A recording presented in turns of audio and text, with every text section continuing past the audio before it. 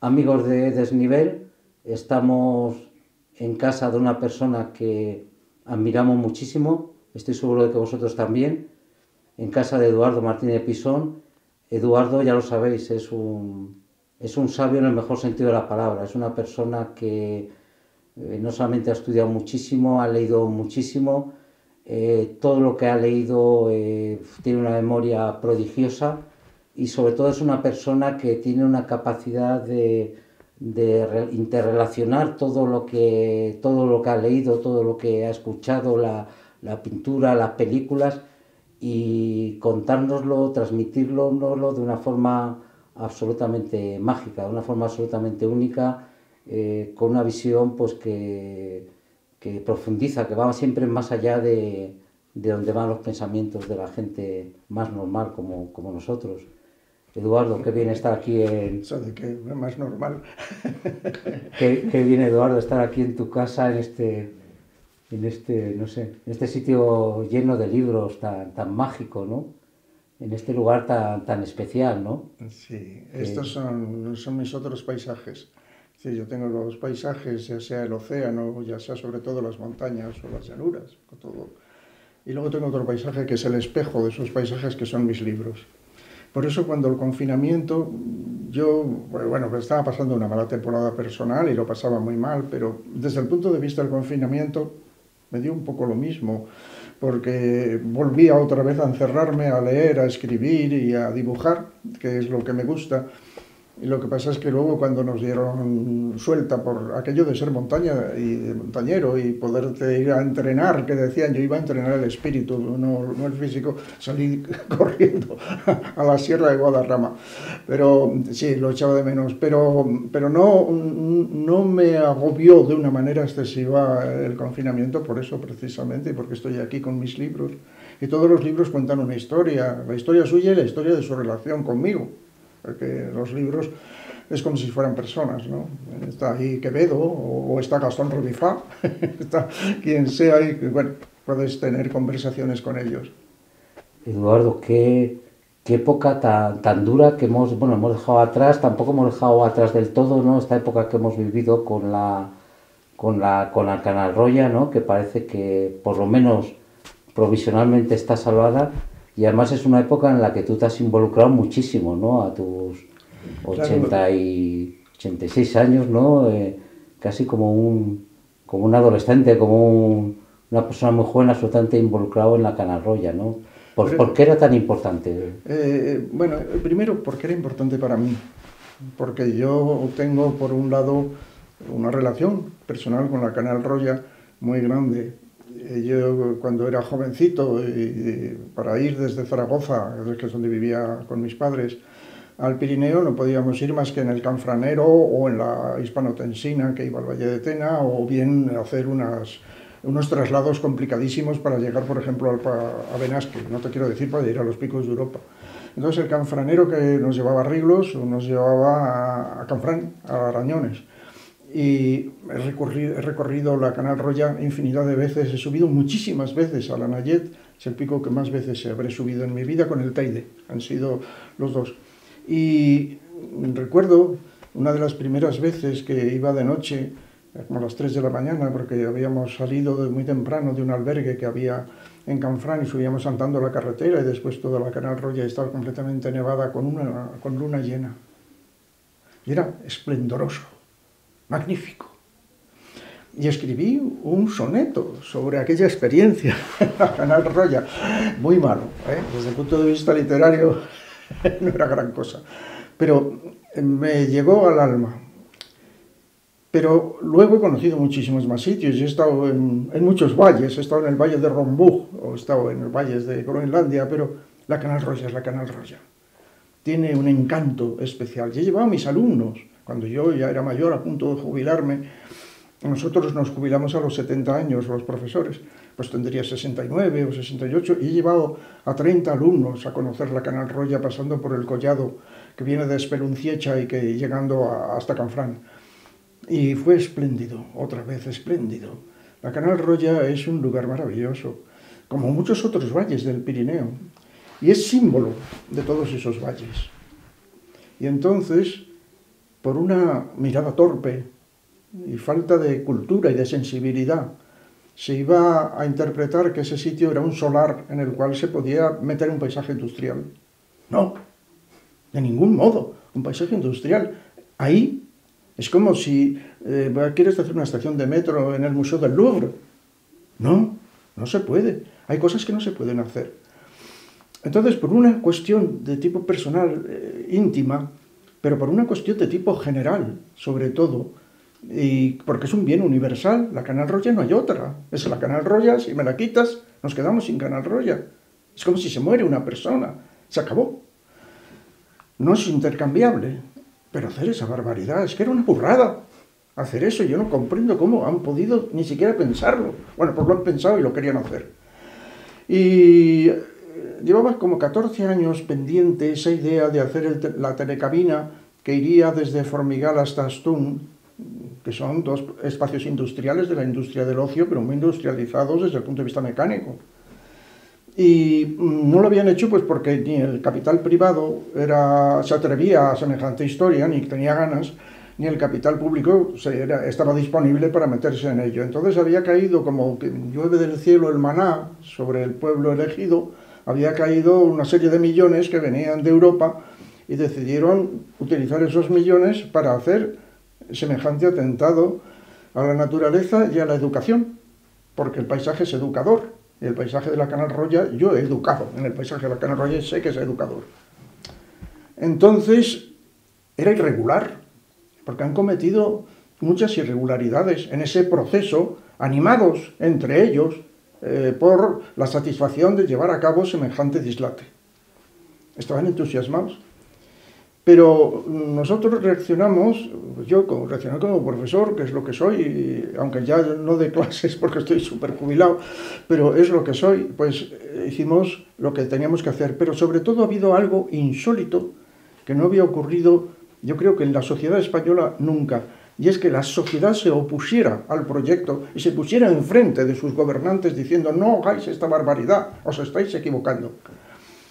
Y hubo firmas, hubo todo tipo de actos posibles, hubo cosas hechas con talento, con inteligencia, con sentido del humor, con alegría, una incorporación social increíble, miles de personas, que culminó en una manifestación que fue en Zaragoza, a principios de junio, donde participaron, según las cifras que yo he leído, entre 13.000 y 15.000 personas. En Zaragoza. Es que no ha habido otras manifestaciones, por otras razones, de esa cuantía ni de ese nivel, con un grado de civismo, de buena educación, de calidad en el comportamiento de la gente que participó, fabuloso. Y donde hubo muchas personas muy interesantes que hablaron, que cantaron, que dijeron cosas alegres, buenas, bonitas, de fondo, con filosofía, con entidad, con calidad intelectual. Hubo artistas, hubo escritores, algunos muy afamados que estuvieron allí, o afamadas, porque ha habido esos casos, y bueno, aquello fue una fiesta, una magnífica fiesta. Y eso ha cambiado las cosas, ha cambiado porque hay una conciencia social, cívica, cultural, de los bienes que corresponden a la naturaleza y a la montaña, y la grandeza de la montaña, que no te la quiten por la frivolidad enorme de ir a patinar o de un teleférico metido donde no se debe. No, que no nos quiten eso, que no nos quiten la grandeza de las montañas, que los genios reasadas de las montañas no queremos que se vayan, queremos que sigan aquí. Entonces, esto es lo que ha ocurrido. Pero, cuidado, quienes iban a hacer esto no se han arrepentido de sus pecados. Bueno, siguen en la idea. Siguen en la idea. Entonces, Canal Roya y la canal de al lado, de Izas, y el valle de más allá, el valle de las Aguas Limpias, están todos amenazados. Amenazados porque esta gente no tiene, es descriteriada y no tiene objetivos, digamos, de altura de miras. No, van a explotar el solar como un negociante inmobiliario, exactamente igual, donde no se debe. Entonces, hay que tener en cuenta ese hecho y hay que hacer una cosa, que es proteger. No queda más remedio. Tienes dos alternativas. O la amenaza que se cumpla, o proteger para que no se cumpla la amenaza. No tiene vuelta de hoja. Entonces en la legislación española hay sistemas de protección, hay varios, y hay uno muy concreto que es la de crear paisajes protegidos o espacios protegidos a través de parques naturales, parques regionales, parques nacionales. Lo correcto en este caso, puesto que abarca un área que está interna y hay un parque nacional ya que es el Jordesa que se debe extender, es que sea un parque natural, de declaración autonómica. Sí. Pero el problema es que ser de declaración autonómica lo tienen que declarar los políticos. Quienes gobiernen ahora, después de esto, quienes gobiernen el gobierno de Aragón. Y entonces, estamos en sus manos. Entonces, dices, hay que convencerlos, pero es que yo no sé si se dejarán convencer. No lo sé.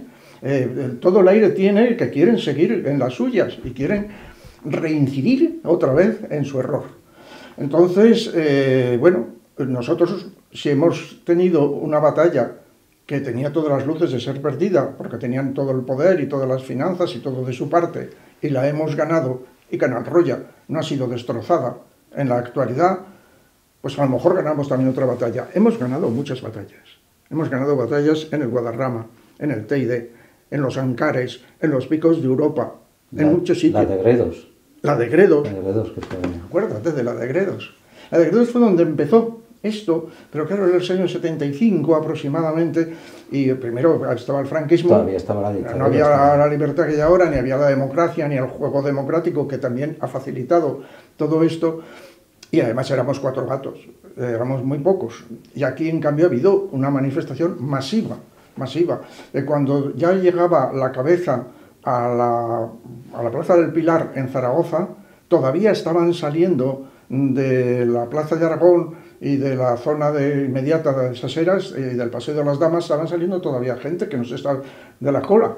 Es decir, que cubrió todo el Paseo de Independencia completo. Eso es fantástico, vamos, eso no se ha visto en Zaragoza en muchísimo tiempo, si es que se ha visto alguna vez.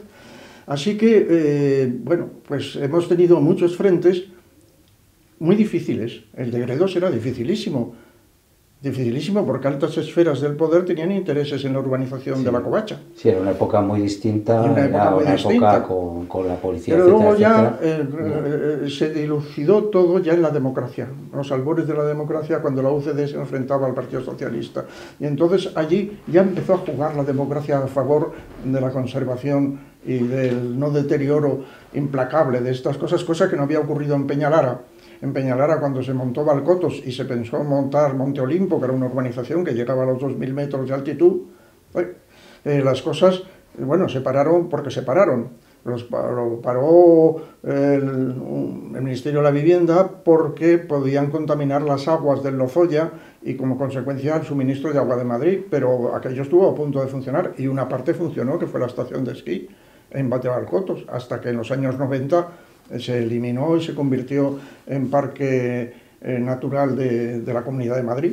Pero lo de Peñalara fue, ahí lo tienes, evidente, ¿no? Lo que pasa es que a lo largo del tiempo, porque el tiempo corre a favor de la cultura y a favor de la civilización, menos mal, alguien corre a favor de la civilización, es el tiempo. Y entonces acabó por darnos esa alegría de que el parque de Peñalara existiera. Y el Parque de Peñalara fue el modelo para que existiera el Parque Nacional del Guadarrama. Sí, porque dijimos, si este pedazo, que es estupendo, con sus lagunas y sus formas glaciares y su cumbre más alta de la Sierra de Guadarrama, es susceptible de estar tan bien cuidado y de ser objeto de conservación, porque no toda la sierra, que un metro más allá es igual, por todo el Reventón, los Pelados, qué sé yo. Sí, pues la gente ahora no imagina que en Peñalara había una estación de esquí, claro, que eran todos remontes, que era un mundo absolutamente distinto a lo que es ahora Peñalara. Pero que se ha vuelto a como era antes de esa operación de deterioro. E incluso yo presté alguna diapositiva mía, hecha antes del deterioro, para que se pudiera ver en la restauración paisajística cómo era el paisaje antes de... Y ahora no se nota. La buena noticia con Canal Roya es que se ha conseguido, además tú tenías una frase muy bonita que era que Canal Roya era como como el castillo que había que defender porque era la... Explícanos esta idea que decías, que es una idea muy bonita. Es el primer baluarte de la defensa del castillo del Pirineo. Entonces, si te vencen en Canal Roya, pueden hacer lo que quieran en todas partes. Pero si vencemos en Canal Roya, hemos ganado ese baluarte como un símbolo de la totalidad del Pirineo, y ya no lo harán en el valle tal, en el valle cual, en este valle o en el otro. Ya no podrán hacerlo. Y eso es lo que queremos, que esto sea un modelo, igual que lo fue Peñalara, que fue un modelo para toda la sierra, el Canal Roya sea el modelo de la totalidad del Pirineo, por lo menos del Pirineo aragonés. Bueno, la parte francesa está más cuidada, pero también existe el Pirineo navarro y el Pirineo catalán, lógicamente, y el Pirineo es una entidad propia que no se divide por regiones ni por naciones, ni por provincias. Eso es una cosa impuesta, artificial, por parte del hombre, dentro de sus aspectos históricos. Pero el Guadarrama no es el Guadarrama de Segovia y el Guadarrama de Madrid, no hay más que un solo Guadarrama. Es la Sierra de Guadarrama que cabalga y que tiene una entidad propia.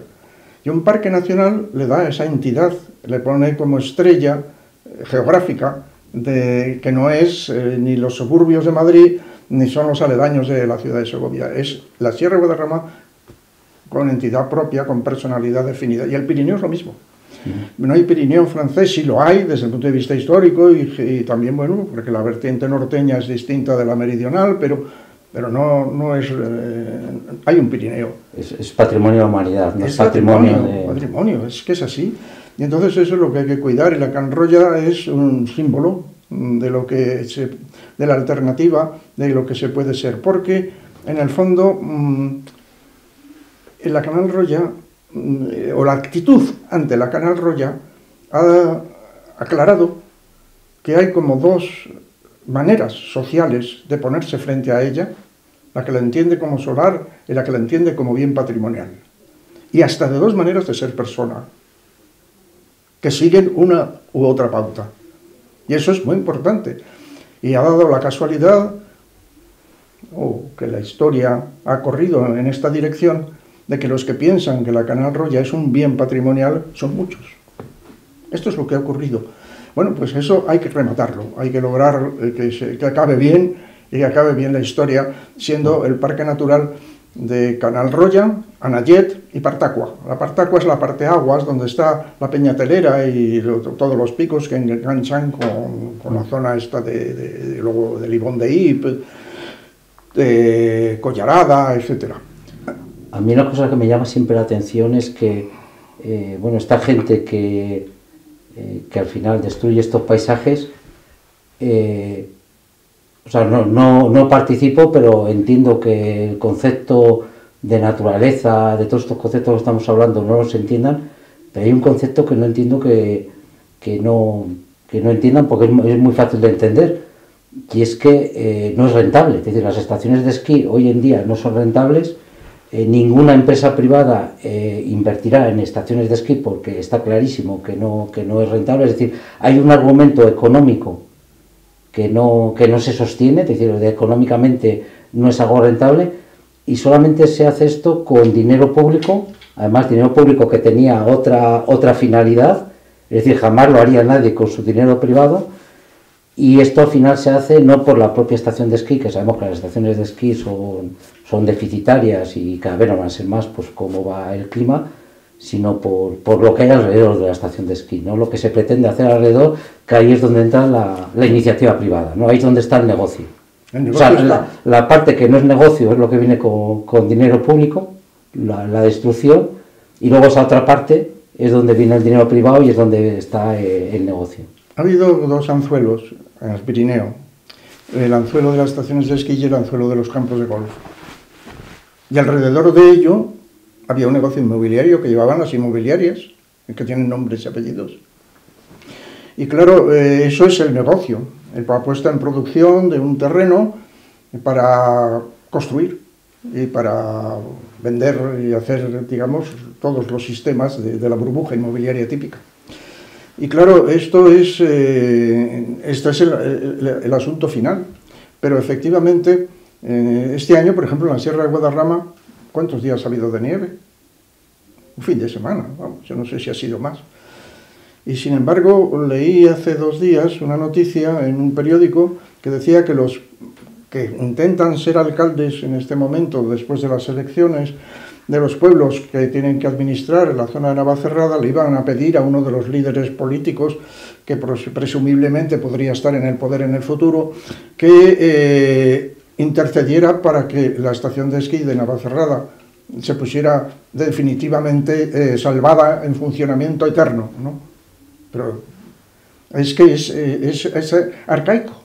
Es decir, está hablando de otra época, de otros momentos, y parece que no ves lo que ocurre en la actualidad. Esas estaciones de esquí en este momento no son rentables. Aún así, yo, personalmente, aunque fueran rentables, también me opondría, porque es que se trata de salvaguardar un bien patrimonial de alta calidad. Es decir, yo me opondría si alguien pretendiera, por ejemplo, hacer un aparcamiento derribando la Catedral de Burgos, que es inútil porque ya la gente va cada vez menos a misa y todo lo demás. Y entonces un aparcamiento, en cambio, en Burgos es muy necesario, en esa zona céntrica, y vendría estupendamente. Me opondría con todas mis fuerzas, porque la Catedral de Burgos es una maravilla. Y no, el argumento utilitario no me sirve. Si no me sirve en la Catedral de Burgos, no me sirve en la Canal Roya, no me sirve en el Pirineo. Aunque fuera enormemente dadivoso el asunto de hacer un telecabina, que fueran millones de personas pagando 800 euros por cada viaje, no, la Catedral de Burgos no se destruye, Canal Roya no se toca. Esa es la cuestión. Entonces creo que este es el razonamiento que yo tengo y que exhibo, porque hay mucha gente que ha dicho, no, es que no es rentable, qué locura el hacer esto, ¿no? Y se iban a utilizar unos dineros que además estaban hechos para hacer acciones que no dañaran al medio ambiente. Claro, es que esto, entonces, es que todo fue, ya digo, irregular y fue torpe. Entonces, bueno, en fin, que tenemos que rematar la obra para que no nos caiga el tejado y que no nos coja desprevenidos. Y yo estoy, como veis, muy alerta. Estoy muy alerta y no, por mí que no quede. Lo que pasa es que yo tengo muchos años, pero al ver la manifestación de Zaragoza dije, Eduardo, descansa. No, la verdad es que ha sido muy bonito ver a nivel social cómo se ha involucrado la gente en la defensa de Canal Roya. En una sociedad que muchas veces ya no combate, no pelea, y sin embargo ha sido absolutamente... Me han tocado en el corazón. Me han tocado en el corazón. Y es que la gente tiene corazón y los paisajes tocan el corazón. Y las montañas tienen un don que es de tener personalidad. Las montañas son como personas. Tienen carácter, mal genio, simpatía, depende de los días.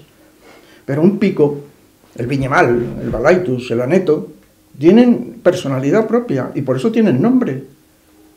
Y sabes tú que cuando vas allí, o el Cervino, o el Ama de Blanc, ¿cómo no van a tener personalidad? Naturalmente que la tienen. Entonces hay una relación con la montaña que esta gente no alcanza a ver, que le es invisible, pero que existe, que es una relación cordial, emotiva. La montaña tiene un enorme porcentaje de emoción y la gente se mueve por razones del corazón, no solo por razones del cerebro. Eso es muy importante y hay que decirlo, porque por temor a que te llamen romántico, como si eso fuera un insulto, pues la gente no lo dice.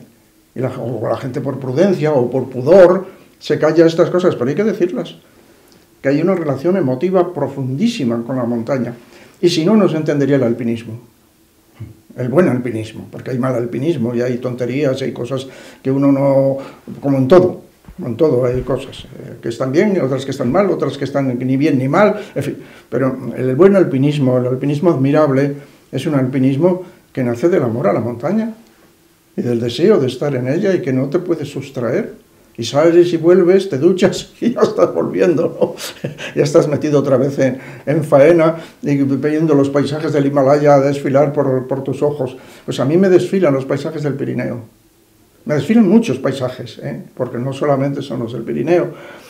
Yo tengo muchas querencias, tengo muchas montañas amantes, pero el Pirineo es lo más entrañable que yo, lo más metido en mi entraña que yo tengo, pues porque, bueno, y además porque es una montaña hermosa, es decir, objetivamente es muy hermosa.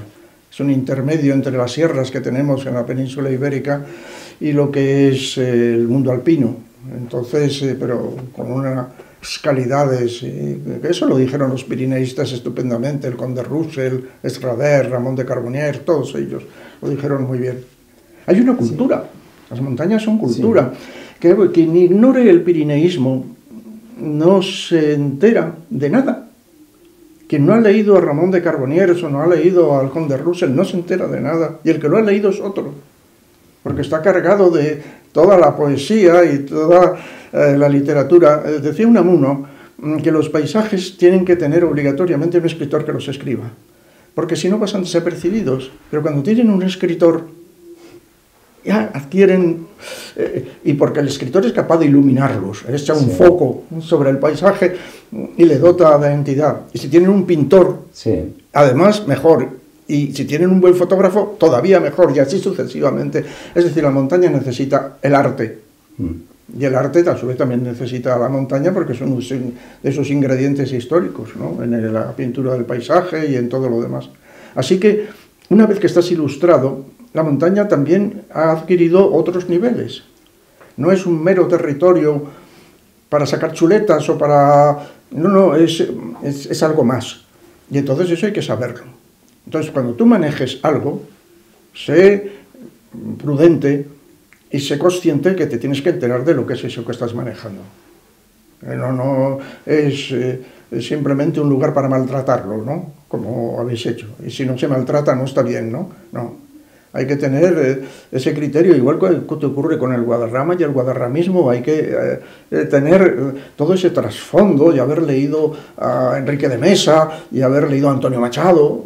Bueno, entonces te enteras de lo que es el monte. La verdad es que hablando ahora contigo me doy cuenta de lo importante que es recuperar esta cultura de estos autores, de estos escritores, de estos pintores, fotógrafos, de toda esta gente que ha transmitido estos paisajes, ¿no? Claro. Es algo clave. Y nos han enseñado a entenderlo. Yo veo un cuadro de Beruete de la Sierra de Guadarrama con sus cielos azules, las montañas blancas, los pardos de la parte baja que dan hacia la meseta, y luego voy un día por ahí y de repente veo el Guadarrama de lejos y digo, me parece un cuadro de Beruete. Pero es que Beruete me ha enseñado a ver el Guadarrama. Es que te han enseñado a ver.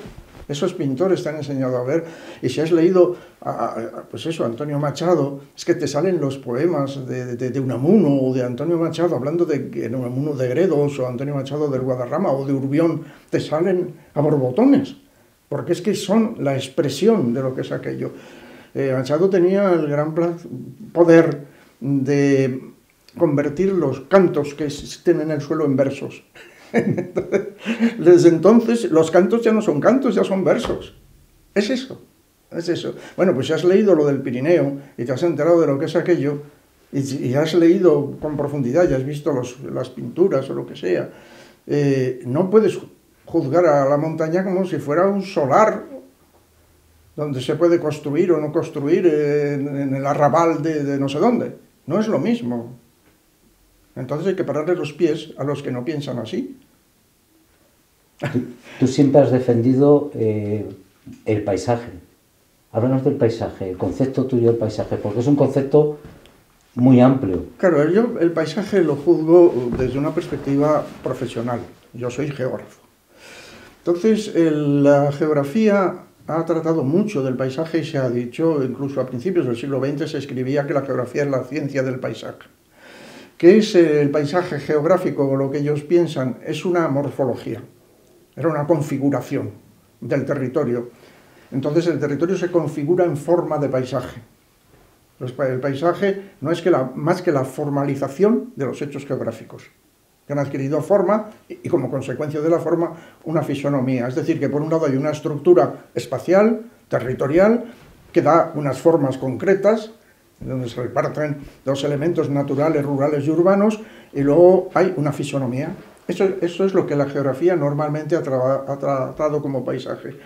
Pero no se les escapaba que detrás de ello hay un paisaje interior y una percepción de ese paisaje que es cultural.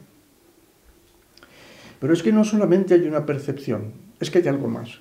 Es que todo lo que es la aportación filosófica, cultural, artística sobre el paisaje es un paisaje complementario, porque es el espejo de ese paisaje e ilumina ese paisaje.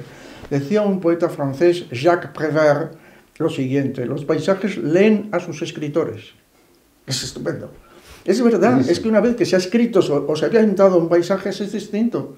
Un paisaje pintado por Van Gogh, vamos a suponer, ya no es el mismo paisaje, ya no es un paisaje cualquiera, es un paisaje pintado por Van Gogh. Y así sucesivamente. Un paisaje de Sorolla, para estar en casa, o la Canal de Mancorbo de Carlos de Haes. Es que ya esos paisajes están consagrados por el arte. Entonces el arte aporta al paisaje una entidad propia.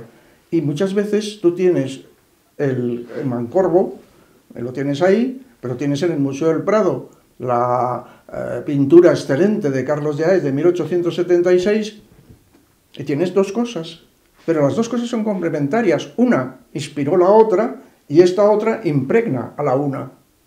Y ya no puedes ir a ver Mancorbo sin pensar en Haes. O incluso vas a ver Mancorbo porque lo pintó Haes.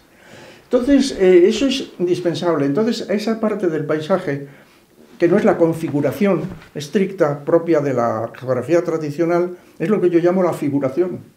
Hay configuración y figuración. Y no quiero hacer un juego de palabras, sino sé que de esta manera se llega, porque se entiende. Hay las dos cosas. Entonces, ¿qué es el paisaje? Es territorio más cultura. Es las dos cosas, pero la cultura tiene que estar. Es un ingrediente es extraordinario del paisaje. Entonces, que yo como geógrafo, ¿qué es lo que hago? Incorporarlo. Porque lo veo que está ahí, que me faltaba. Entonces lo incorporo, porque pienso, el paisaje es como una esfera, y me faltaba un cacho, como cuando cortas en una sandía un trozo, pues hay que volverlo a poner, ese trozo de la cultura. Bueno, entonces la sandía por completa del paisaje es eso, y la necesito de esa manera y funciono con ella. Eso es lo que yo pienso que es el paisaje. Entonces me preocupa el hacer las dos cosas, el estudiar la configuración y estudiar la figuración. Vamos a suponer que yo voy a la Antártida, donde no hay ninguna figuración. La figuración primera a lo mejor se la estoy dando yo porque soy el explorador que está viendo por primera vez los icebergs o los glaciares de la Antártida. Pero ya le estoy dando algo, ¿no? Ya estoy aportando algo. Seguro que habrá alguna cosa. Hay unos versos de Neruda que hablan de la Antártida, ya lo creo que lo hay. Pero al mismo tiempo yo estoy haciendo de esa configuración paisaje, porque es todo lo que tiene. Si yo me voy al Karakorum, al Alto Karakorum, no puedo hacer un estudio de los bosques, porque no hay bosques. No puedo hacer un estudio de los poblamientos humanos, porque en la parte alta del Karakorum no hay, por encima de los 5.000 metros, no hay ya poblamiento humano. Bueno, está Concordia, pero no, eso no es un poblamiento. Y entonces, ¿qué es lo que yo tengo que hacer para ver ese paisaje? Pues probablemente geología o geomorfología, porque es lo que hay. Hay piedras, hay hielos. Entonces tengo que hacer lo que hay. Pero si yo estoy en el valle de Lozoya, tengo cultura. Claro, tengo muchísima cultura, tengo pueblos que lo habitan, tengo una historia que está detrás, tengo un monasterio del Paular, y tengo cultura, tengo escritos de Jovellanos, en fin, escritos de Pío Baroja. Ahí está, los escritos que antes mencionaba de Enrique de Mesa.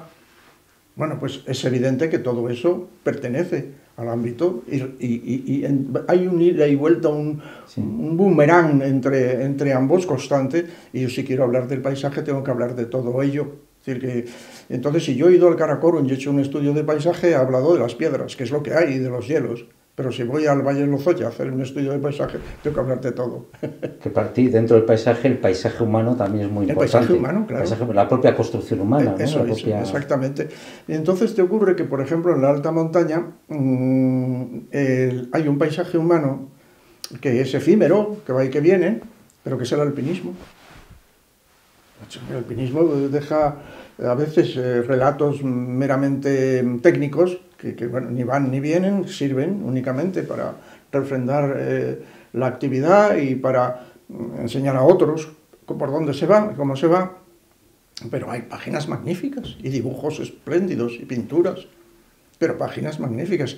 Y entonces ese alpinismo cultural es un alpinismo que yo creo que es fundamentalmente alpino. No exclusivamente, porque luego se ha extendido por todos los lados, ¿no? Pero nació justamente con el mundo alpino y pirenaico. Son sus raíces. Ramón de Carbonnieres es de fines del 18, comienzos del 19. Es decir, antes incluso de que el romanticismo se explayara. Pero luego eso te llega a Lionel Terray o a Gaston Revifat o a gente magnífica como Julius Cugy, que escribieron cosas preciosas sobre el mundo de la montaña y que, bueno, pues eso hay que conocerlo y hay que impregnar tu mirada con todo eso. Y eso lo ha aportado el mundo fundamentalmente del alpinismo. Porque Ramón de Carbonnieres quería subir a Monte Perdido, Gaston Revifat hizo las 4 grandes de los Alpes, y Julius Cugy iba por los Alpes de Eslovenia desbrozando el terreno y escalando y viendo ángeles en las montañas. Y me parece que entonces el alpinismo no es solamente un deporte, sino que el alpinismo es la aportación cultural al paisaje de la alta montaña. Es que estoy convencido, pues es que lo sé. Totalmente. Es que es así. Y tengo libros aquí. Muchísimos libros que hablan de ello, justamente, con los cuales yo he gozado y sigo gozando extraordinariamente. No es una biblioteca azarosa, es mi vida, es mi biografía, la que está aquí, las compras de estos libros, ¿no? Y bueno, pues detrás de ello está esa aportación, una aportación a veces encendida, preciosa, ¿no? Lo que pasa es que ahí se está dando una contradicción. Yo estoy totalmente a favor de la protección de todo lo que estamos hablando, pero sin embargo estamos viviendo cada vez más limitaciones que no tienen sentido. O sea, cuando digo limitaciones que no tienen sentido, una limitación que no sé si sabes que conoces es la prohibición de hacer fotografías si tú eres profesional. Yo soy profesional. Hoy en día, quién es profesional, quién no es profesional, estamos viendo que la fotografía, la pintura forma parte de la tradición, de la cultura. No sé si sabes, está prohibido hacer fotografía en los parques nacionales. O sea, yo no puedo hacer fotografías legalmente en un parque nacional, te dice que son prohibiciones. Es un error. El tema, por ejemplo, de limitaciones que está habiendo al tema de la práctica de la escalada del alpinismo, que muchas veces no tienen sentido. Dice que hay algunas que pueden tener sentido. Es que son errores que hay que corregir, porque en todo lo que se hace por los seres humanos y lo que tiene historia, haces unas fluctuaciones que pueden ser erráticas y erróneas. Los parques nacionales tienen un porqué, que es proteger, pero tienen un para qué, que es ofrecer esa naturaleza para una mejor calidad de la vivencia humana del paisaje natural. Entonces se necesita que haya esas posibilidades. Y además, los parques nacionales tienen una evidente raíz de carácter natural, pero tienen inevitablemente y por fortuna una siguiente raíz de carácter cultural. Al Sierra Guadarrama le quitas la cultura y la estás amputando como si fueran las 2 piernas. Efectivamente. De una manera feroz. No puede ser. Eso no es así. La realidad no es esa. Y esas emociones que yo antes he dicho, la montaña emotiva, que es una expresión de Machado, Antonio Machado, que hablaba de geografía emotiva, pues es una realidad como un templo, está ahí y tienes que atenderla. Entonces el estar con esos criterios es corregible. Hay que potenciar lo que es la actividad cultural en la montaña y darle vía libre. Yo soy mucho más partidario de la libertad que de los sistemas y de las constricciones, porque además la falta de libertad te lleva a la rutina, y la rutina te lleva a no crear, a no ser creador, a no ser creativo, y el mundo avanza por la creación de cosas nuevas, no avanza por la rutina. La rutina te deja estancado en una civilización que puede tener 6.000 años, pero que es lo mismo al principio que al final. La creación, que es propio además de la cultura occidental, incluso la negación al padre que decían, ¿no?, para aportar cosas nuevas, es lo que ha permitido que existiera el impresionismo, el cubismo, el dadaísmo y 1000 cosas que han sido estupendas y que han sido aportaciones a la belleza del mundo realmente extraordinarias. Y en el mundo del simbolismo, en la literatura, pues es exactamente igual. Entonces hay que abrir. Entonces eso en los parques nacionales y en los parques naturales y donde sea, se tiene que abrir, porque se han hecho con unos criterios de defensa de la naturaleza, pero luego todo eso se organiza dentro de lo que son las normativas existentes y esas te pueden llevar a un cierre que no es aconsejable. Así como suena. Vamos, yo esto es lo que pienso, lo he pensado siempre de esa manera y creo que debe ir en esas direcciones. En la medida en que he podido opinar o dejarlo sentado, lo he dejado sentado. Entonces, no deben ser lugares estrictamente prohibitivos y no tienen por qué. Y crear una sensación de molestia. Ahora hay un problema con las sendas en el Guadarrama, porque ha habido gente que ha opinado que se deberían de prohibir los pasos por determinadas sendas, por Dios. Entonces, ¿qué vamos a hacer? Pero no solo por las sendas, sino monte través. Pero además eso no lo hay quien lo controle después, porque va a haber un policía con un dron vigilándote a todo el que se... Eso ya es de ciencia ficción, eso es de una distopía, como dicen ahora, que es la antiutopía, ¿no? Eso es de película o de literatura de Orwell, ¿no? Es atroz. No molestes, deja que la gente... Y además yo soy profesor, entonces he sido educador toda mi vida. Y en el paisaje, cuando estás en el paisaje, hay dos niveles. Un nivel que es la instrucción, que es el que tú das. Esto es una planta, esto es una piedra, esto es un árbol. Entonces tú vas instruyendo, y vas diciendo qué planta, qué árbol y todo eso. Y luego hay un nivel educador que tú no lo introduces, sino que lo introduce el paisaje. El paisaje es el educador, el paisaje es el pedagogo, es el maestro, que enseña a la gente la maravilla de su naturaleza, la belleza del panorama, la valentía de arrostrar el paso de un glaciar con grietas, o el saltar un arroyo, o subir una pendiente empinada.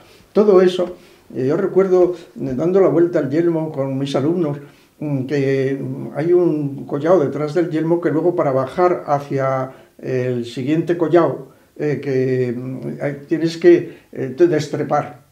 Bueno, pues lo único que se acordaban era de lo bien que lo habían pasado destrepando. Mira, no, yo estaba preocupadísimo, porque claro, era el responsable relativamente de aquello, pero no era una destrepada difícil, pero hombre, si un alumno se torce un pie, pues tú eres el responsable, y estábamos los profesores allí como si fuéramos guías alpinos. Pero el hecho es que luego la emoción es lo primero, ¿no? Claro. Había un escritor del siglo I de nuestra era, Quintiliano, que era de Calahorra, que era peninsular de nacimiento, pero que vivía en Roma y sabía muchísimo de leyes, escribía muchas cosas, y decía, la elocuencia verdadera es la que sale del corazón. La elocuencia y 1000 cosas más. Y que insisto muchísimo en ello, porque es que negar una parte de la verdad. Y claro, eso es lo que hay que hacer. No se puede andar prohibiendo ese tipo de cosas porque entonces no educas. El paisaje no educa. El paisaje, además, para que sea educador, tiene que ser un paisaje limpio, un paisaje libre, que tú contratas con él las condiciones. Dices, yo pues estoy ágil o no lo estoy, y él te dice, pues voy a ser frío o voy a ser cruel. Pero eso es así, si no, que vas a los Urales y no te coge una ventisca, pues que vaya a Urales, ¿no? Qué decepción tan grande si no me coge una ventisca. Bueno, pues entonces es que esto es un ingrediente, hay que tenerlo, pero el paisaje hay que recorrerlo, hay que sumergirse en él y hay que dejar esa oportunidad. Y si lo hemos salvado de la amenaza de que lo iban a convertir en una urbanización o en algo horrendo, pues deja ahora que la gente lo viva. Entonces se trata de corregir lo que esté mal hecho. Y esas cosas no están bien hechas. Estoy de acuerdo contigo, es que no, eso no puede ser. No se debe prohibir, no se debe prohibir ese tipo de cosas, porque entonces el disfrute y lo que es esa educación desaparece. Y sobre todo, que es lo que tú comentas, que el paisaje tiene sentido por sí mismo, la naturaleza, pero porque la naturaleza la disfruta, la vive el ser humano, hay que conservarla, pero hay que vivirla. Por ejemplo, hay actividades como el vivac, que bueno, forma parte de la tradición, de la cultura de la montaña. Es importantísimo dormir en la montaña, ¿no? Disfrutar de amaneceres, de atardeceres, y que esas actividades se prohíban. O sea, yo, por ejemplo, a mi hijo, que está todo el día delante de la Play, que un día, solamente un día en su vida, él y otros tantos jóvenes durmieran en la montaña, eso había que potenciarlo, no había que prohibirlo, ¿no? Vamos a ver. hay que evitar los deterioros. Pero una vez evitados, el día tiene 24 horas, de las cuales en un mundo equinoccial 12 son de día y 12 son de noche. En nosotros varía según las estaciones y todo lo demás. Pero el día tiene noche y día. Es decir, la longitud del día tiene luz y tiene sombra. Y la sombra es fundamental. Y el ver las constelaciones en el cielo, que se ven en el aire puro de lo que es la alta montaña, con el frío de la noche, y dormir bajo el cielo de millones de estrellas, es que eso es impagable. Y es parte del carácter educador que estoy diciendo y de la percepción de la belleza de la montaña. Y la montaña, además, de noche tiene su misterio y tiene su miedo, un ruido que no ves. ¿Qué será eso? Eso es estupendo. Eso me parece que es parte de la educación de la vida. En la montaña tiene la noche es una maravilla. Y la noche que se puede hacer, o bien en una tienda de campaña que ya te aísla y te enajena de lo que es el entorno, pero bueno, te tienes que defender para no quedarte congelado, o de la lluvia, etcétera. Pero la montaña tiene el vivac a cuerpo limpio en un buen saco de dormir. Yo me acuerdo de cuando llegaron los sacos de Pedro Gómez, nos íbamos a vivaquear todos porque teníamos un saco que daba calor. Ahora los sacos ya son lo que son espaciales. Entonces, esos sacos de dormir te permiten vivaquear donde te dé la gana. Y ¿qué pasa? Pues si yo saco de mi mochila, me meto dentro, me pongo a mirar las estrellas y acabo quedándome dormido y luego me despierto con la primera brisa del amanecer, la primera luz que destella. Bueno, pero si he pasado la noche en blanco, he pasado una noche viendo todo aquello. Yo he hecho muchos vivacs, algunos obligados. Una vez hice un vivac en el Cervino, a la bajada, en media ladera, porque se nos echó la noche porque éramos muy lentos, el compañero y yo, se echó la noche. Pasamos un frío del demonio, una cosa tremenda, pero qué noche inolvidable. Allí en el silencio total de los Alpes, colgados a 4.000 metros, viendo aquella inmensidad con una noche espléndida. Bueno, fue fantástico, fantástico. Yo he hecho muchos vivacs, he hecho unos cuantos obligados, pero también los he hecho por gusto. Por ejemplo, en la Sierra de Guadarrama íbamos con muchísima frecuencia a vivaquear, un amigo y yo, que hacíamos montaña juntos, y nos poníamos en los sacos de dormir de entonces, y bueno, y recuerdo un cuervo que se posó en el pecho de mi compañero. De repente se despertó alborotado. Pero es que estás en contacto directo con la naturaleza. Ese es el contacto, que se te pose un cuervo encima del saco de dormir. ¿Qué mayor contacto puedes tener y desear, y sobre todo para una persona urbana, el haber pasado por eso, ¿no?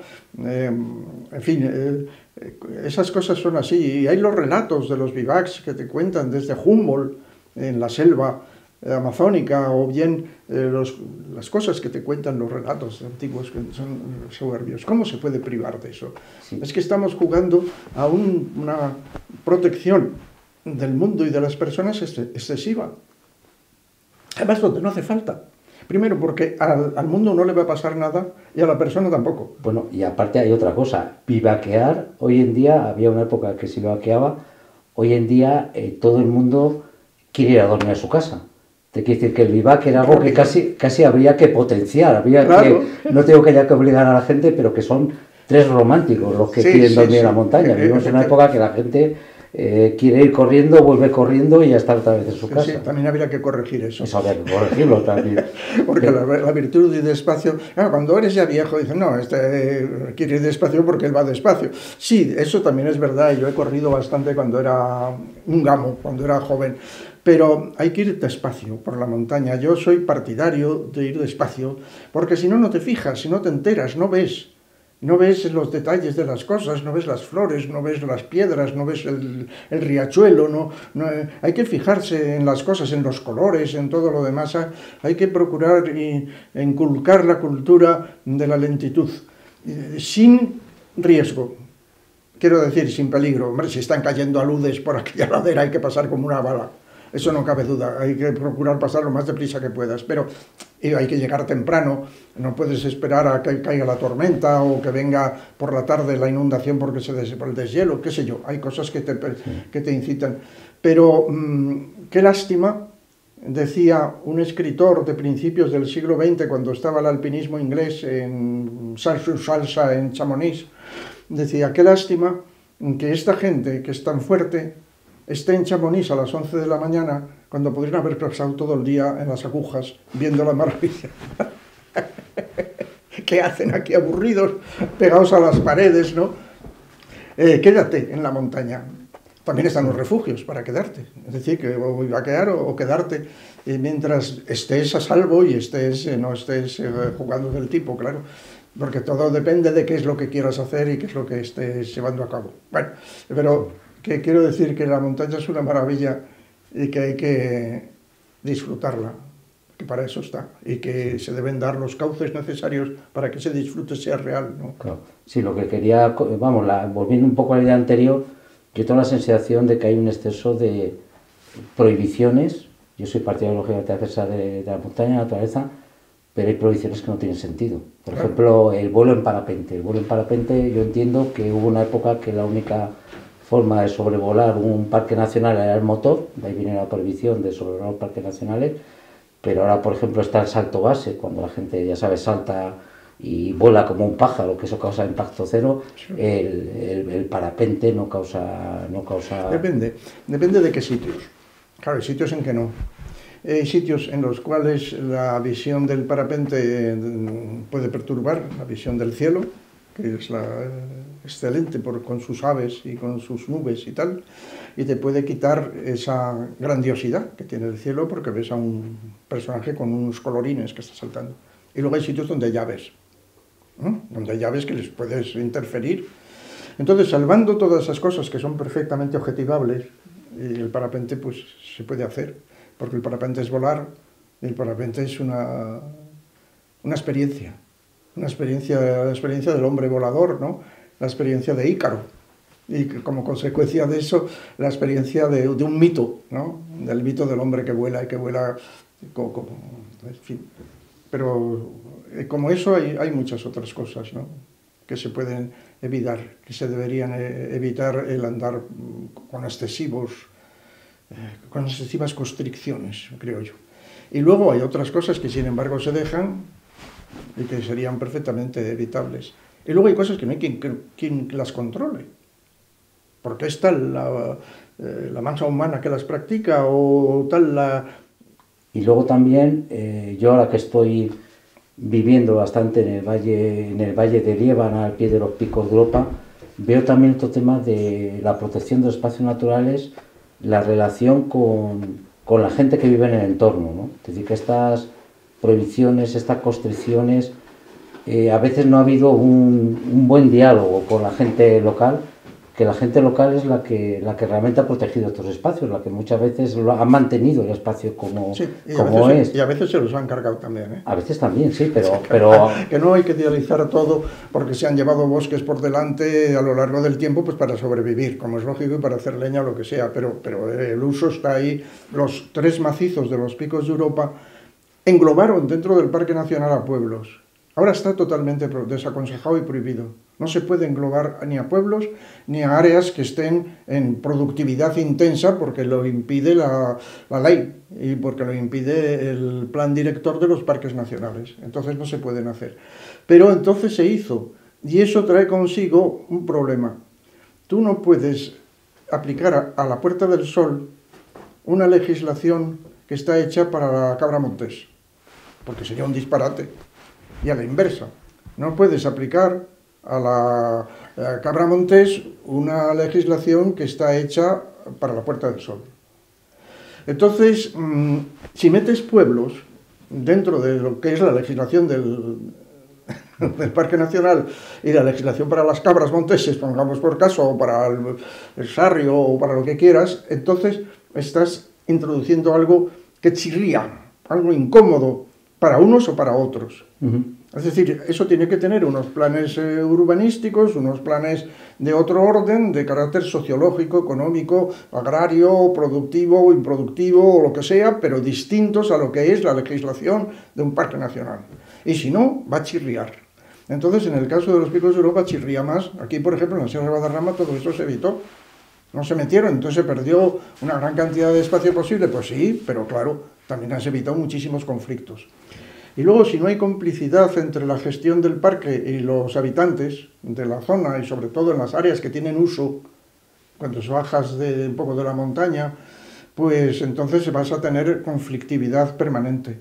Y entonces esa complicidad se tiene que establecer, pero yo creo que desde el principio, desde el origen del propio plan de ordenación de los recursos naturales de la zona que sea, de Picos de Europa o de donde sea. Eso hay que hacerlo. Y la buena gestión se traduce en eso, en esa especie de, como dicen los políticos ahora, de cintura, ¿no? Para poderlo hacer. Hay que equilibrarse, evidentemente. Pero los paisajes son resultantes de una evolución histórica en el aspecto humano. Entonces esa evolución histórica ha sido a veces de supervivencia, otras veces depredadora, y han recreado un tapiz humano sobre el territorio que puede ser más o menos afortunado.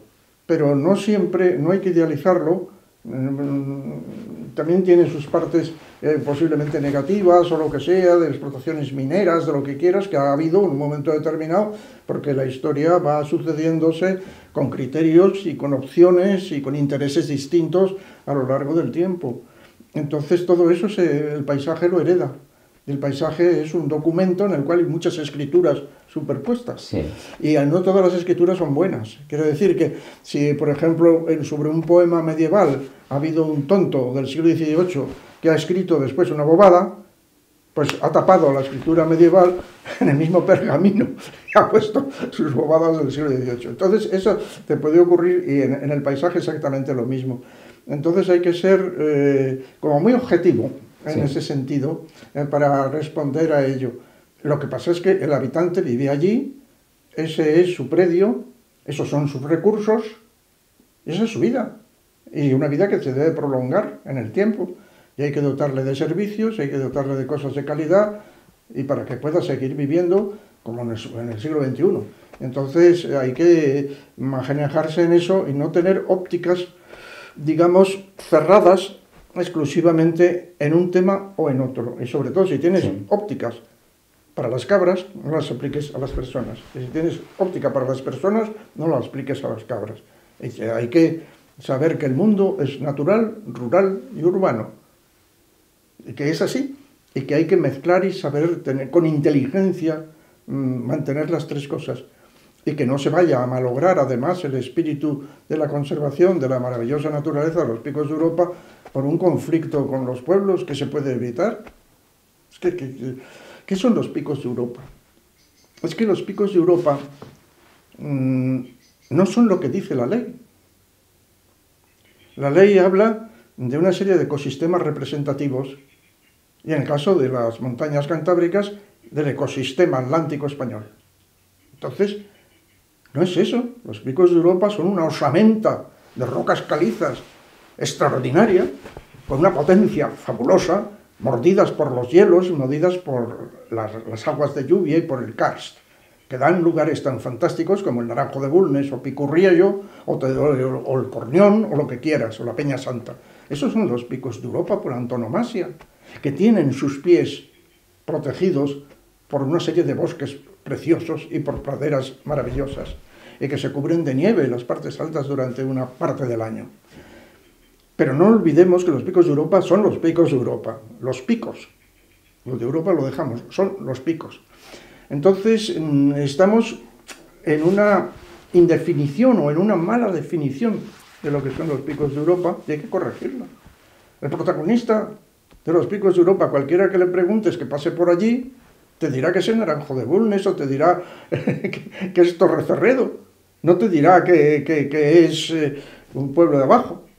A no ser que, bueno, pero esos pueblos de abajo están en consonancia, lo cóncavo de los valles está en consonancia con lo convexo de la montaña. Y eso es Eso es el resultado total de la montaña y cada uno tiene un tratamiento distinto. Valdeón, distinto a Torrecerredo. Lo que pasa es que complementarios. Entonces hay que buscar las formas de unión, pero y sobre todo respetando la realidad. Los espejos de Europa no son, como dice la ley, un ecosistema representativo del bosque atlántico. Eso lo es, pero es mucho más que eso. Es que, como si me dijeses a mí, no sé, que en la Puerta del Sol es una serie de casas agrupadas alrededor de un solar. No, la Puerta del Sol es la Puerta del Sol de Madrid, que está llena de casticismo y de historia y de tradición, y donde está la comunidad autónoma, donde están mil cosas, y por donde circulan millones de personas a lo largo de los siglos. Pues es que la realidad es la realidad. Entonces no se puede tergiversar. Así que muchas veces nos equivocamos. Y hay que rectificar cuando uno se equivoca sabiamente, ponderadamente. Sí, yo estoy de acuerdo con lo que tú dices de no idealizar el mundo rural. Lo que pasa es que lo que yo también veo, que estoy viviendo ahora una gran parte de mi vida en el mundo rural está prácticamente desapareciendo. Es decir, está prácticamente desapareciendo porque ya los ganaderos ya es de edad media o avanzada, la gente joven no quiere. La ganadería, por ejemplo, al paisaje ha contribuido a que no haya maleza, a mantenerlo, etcétera, etcétera. Y yo en general lo que veo es que es gente que respetuosa, que ha mantenido el paisaje a través de generaciones hasta como está ahora, y que el tema de que no haya conflictividad es un tema, lo que tú dices, simplemente un poco de lo que los políticos llaman cintura, flexibilidad, lógica, sobre todo lógica, ¿no? Es un tema de, sobre todo, emplear la lógica y ponerse en la perspectiva del otro. Saber tener admiración por lo distinto, por lo diferente, ¿no? Y si procedes de un mundo que es un mundo naturalista, a tener capacidad de entendimiento y hasta de admiración de lo que son los otros y de quererles, ¿no? Porque a última hora todos estamos con carencias y y eso es muy bueno. Hay que tener amor a las cosas y amor a las personas, y amor a la gente. Es que es así, entonces te mueves mejor. Bueno, puedes tener tropiezos, pero es mucho mejor y además son más defendibles esas cosas, sí. Y luego el mundo rural efectivamente está en declive, pero además porque están entrando técnicas y trabajos de otro orden que no tienen nada que ver.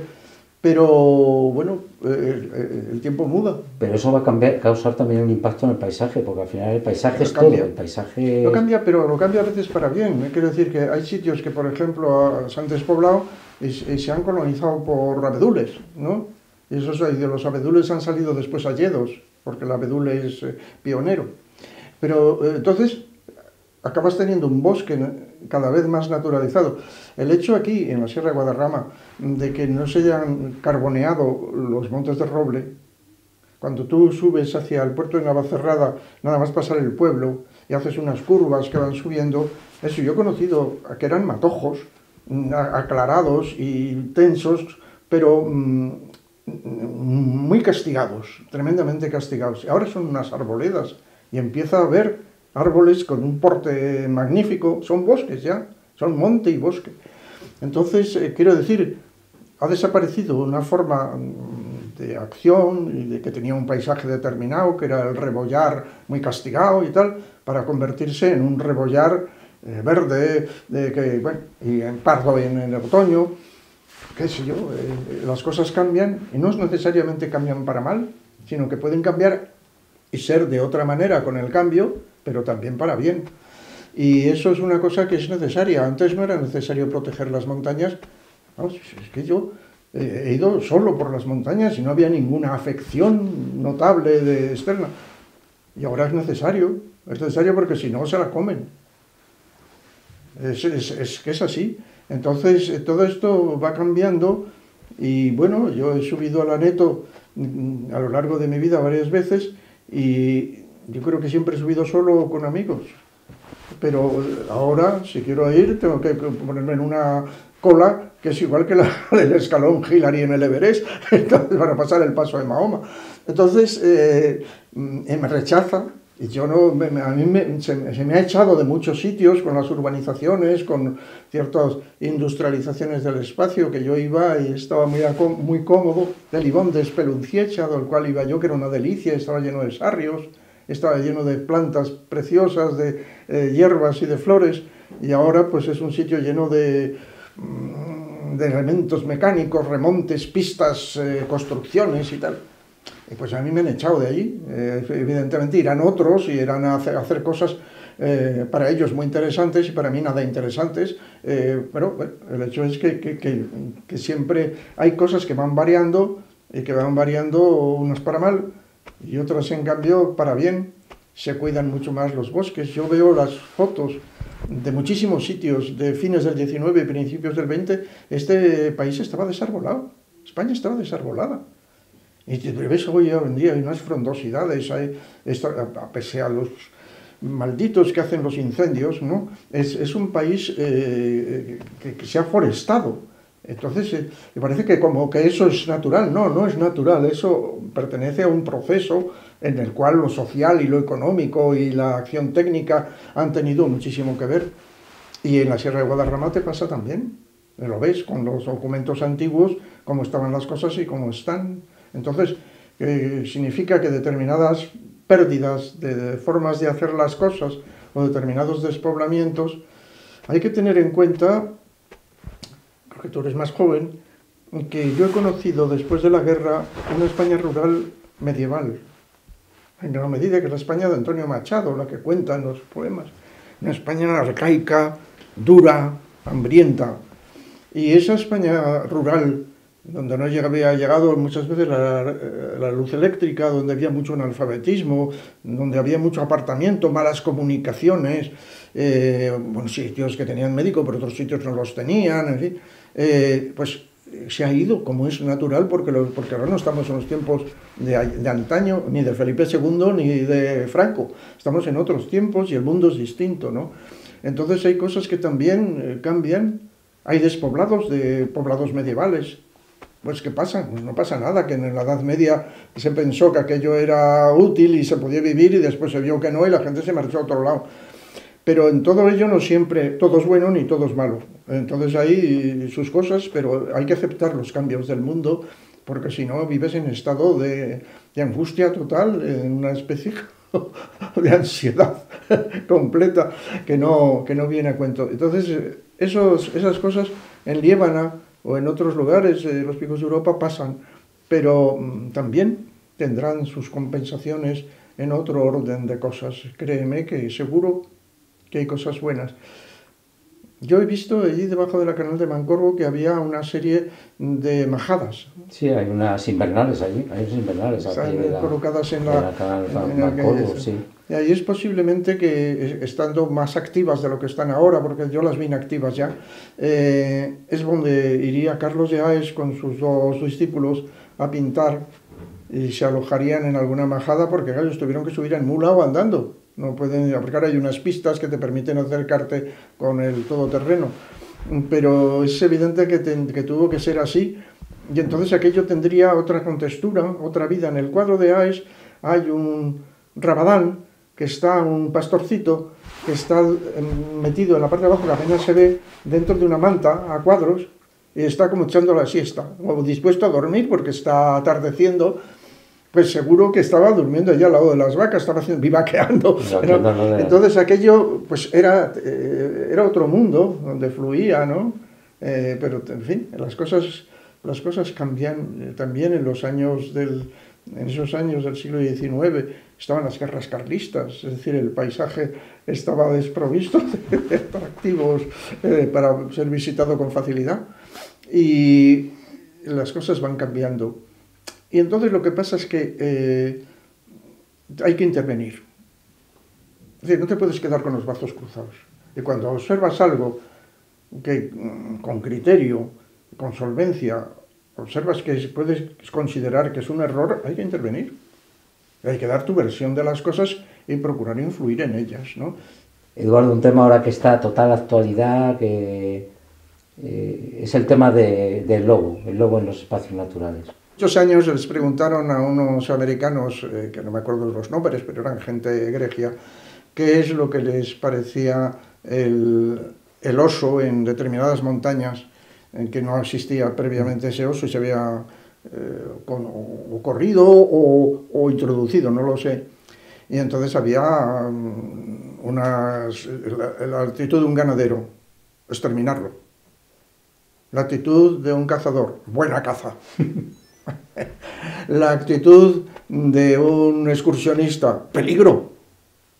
La actitud de un naturalista, maravilloso, fantástico. Y la actitud de un escritor, así tienen más fuerza esas montañas. ¿Qué te parece? Te dan ahí una varita mágica, así el último... el último sueño o tu sueño. No es un sueño. Y te dicen, a ver, ¿cómo lo...? No es un sueño, no es una varita mágica, es un oficio. Es mi oficio de geógrafo. Es decir, la realidad física de España es muy concreta, muy clara. Tiene unos sistemas montañosos, unas llanuras, unos ríos, unas costas, etcétera, etcétera, ¿no? Y sobre eso está sobreimpuesto una serie de provincias y una serie de autonomías, de ciudades, de pueblos, etcétera, porque están sobreimpuestos. Contando uno con el otro, sale el mapa real, el mapa completo. Pero lo que no se debe hacer nunca es sobreimponer un mapa sobre el otro. El mapa físico no se debe de sobreimponer sobre el mapa humano, porque entonces Madrid sería un trozo de la rampa que va del Manzanares al Tajo, ¿no? Pero no sería una ciudad millonaria, y es una ciudad millonaria. Y a la inversa, no puedes decir que el territorio de los picos de Europa son Asturias, Cantabria y Castilla y León, porque no es así. Son los picos de Europa, que es un macizo montañoso de la edad carbonífera, que tiene unos picos magníficos y unos valles soberbios. Eso es lo que son los picos de Europa. La realidad es esa, sobre todo dominantemente en el paisaje, porque los dominantes son muy importantes. Entonces, sin embargo, se ha sobreimpuesto a la conservación de la naturaleza el carácter administrativo sobre el carácter físico, cuando lo que se está protegiendo es esa física, es esa parte física, y eso trae consigo aberraciones. Pero claro, dicen, no, esto es de Segovia, esto es de Madrid, esto es de Ávila. No, esto es del sistema central de la península ibérica y es el protagonista, es este, ¿no? O el Pirineo. Entonces esto es Cataluña, no, esto es el Pirineo, esto es Aragón, no, así sucesivamente. Entonces es dar prioridad donde sea necesario al aspecto físico para hacer los parques naturales, las reservas de la biosfera o lo que haya que hacer, o los parques nacionales. Eso es darle el carácter que verdaderamente tienen, porque además te encuentras con que el Parque Nacional de los Picos de Europa es tripartito. Y al ser tripartito es un caos para su administración. El Parque del Guadarrama tiene que ver con directores, un codirector por Castilla y León y un codirector por aquí. Y un día que se quiso poner una placa en el año 16 de conmemoración de la Ley de Parques Nacionales, tuvieron que poner dos placas, una en Segovia y otra en Madrid. Y buscaron un sitio que fuera donde se enlazaban Cantabria, Asturias y Castilla y León, y no lo encontraron, también pusieron tres placas distintas. No puede ser, el parque es unívoco. Es decir, los picos de Europa son los picos de Europa. Es que, entonces, que no se puede hacer un equívoco como ese, que dé lugar a que, en este caso concreto, si se trata de parques nacionales, los parques son de la nación.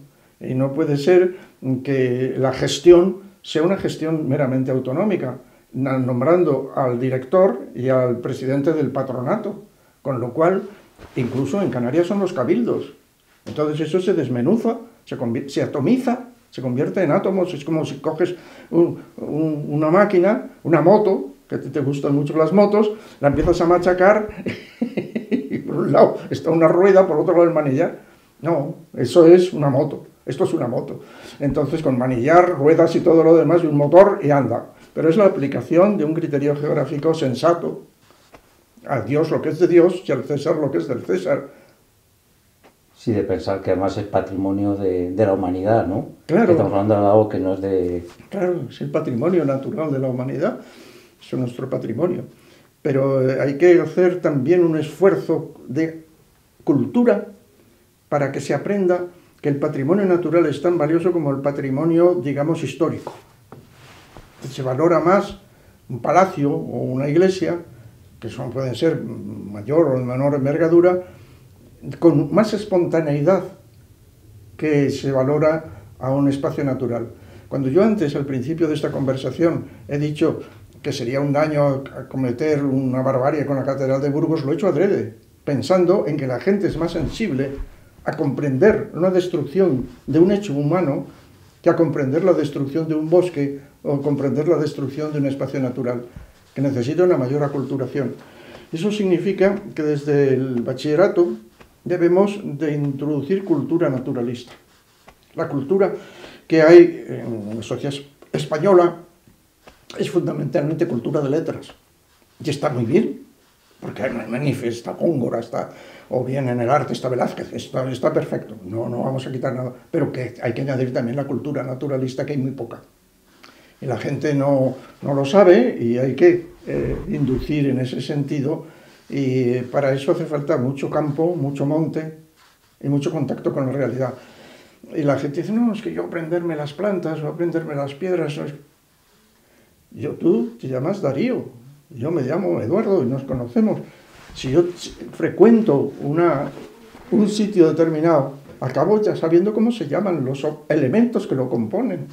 Digo, esto es un roble, esto es un sauce, esto es una retama. Entonces, ¿por qué? Pues porque estás entre tus gentes, entre tus amistades, entre tus querencias, y les acabas llamando por su nombre. Esto es una obsidiana, esto es un granito, esto es una caliza, esto es un esquisto, y acabas con toda normalidad hablando con las cosas porque lees en la naturaleza. Entonces hay que enseñar esa lectura. Hay un idioma que todavía está por aprender para los políglotas hispánicos, que es el idioma de la naturaleza.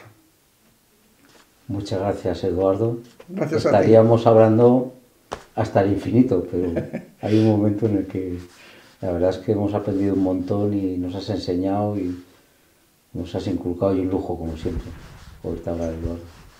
Muchas gracias. Gracias a ti.